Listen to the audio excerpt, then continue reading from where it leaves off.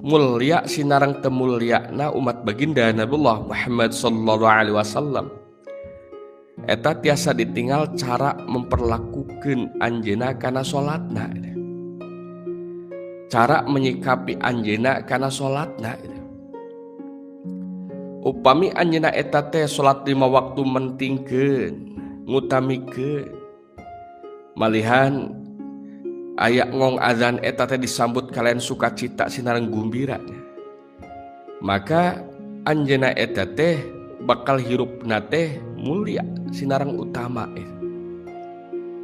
Gunaon margina da ngutamikeun sinareng ngamuliakeun perkara anu diutamikeun sareng dimuliakeun ku Allah Subhanahu wa taala. Janten kamuliaan umat baginda Nabiullah Muhammad sallallahu alaihi wasallam anu tiasa ngamuliakeun ka salat 5 waktuna eta teh pohara pisan muliana.